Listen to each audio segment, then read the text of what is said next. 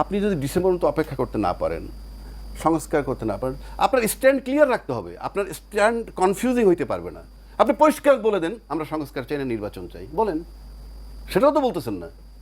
আবার বলতেছেন আমরা সারা জীবন মানে নির্বাচন স্মরণ করাই দিব আপনার অনির্বাচিত সরকার। এটা তো বাংলাদেশের লোক, এখন বাংলাদেশের রিক্সাওয়ালা অনেক সচেতন রে ভাই। আবার সালাউদ্দিন সাহেব দেখলাম একটা কথা বললো, নির্বাচন পর্যন্ত আমরা আপনাকে স্মরণ করাই দিব যে আপনি অনির্বাচিত সরকার, হুইচ ইজ ভেরি পেইনফুল। হ্যাঁ, আপনি ব্যালটে হয়তো সে নির্বাচিত হয় নাই, কিন্তু দলমত নির্বিশেষে তো আপনারাই বলছেন, আপনারা সবাই বসাইছেন। এখন কেন বলছেন যে সে নির্বাচিত না? নির্বাচন মানে কি? আমরা যখন পার্লামেন্টে দেখছি হা জয়যুক্ত হয়েছে, হা জয়যুক্ত, এবং ব্যালট কই?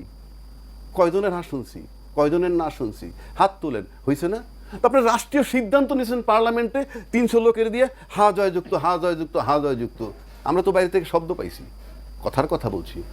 So that is also voting, ওটাও তো ভোট। ওই ভোটের সিদ্ধান্তে আইন পাস হয়। So it's a vector. Fakhrul Islam Alamgir সাহেব কি বলছিলেন যে আমরা সংস্কার কইরা, সংস্কার ছাড়া নির্বাচন চাইছি, এই কথা কখনোই বলি নাই। আবার দায়িত্বশীল ব্যক্তিরা বলতেছেন আমরা ক্ষমতা আসলে এই সংস্কার সব উল্টায় ফেলাবো, মানব না। আচ্ছা, তো এই যে সকাল বিকাল কথা চেঞ্জ করছে,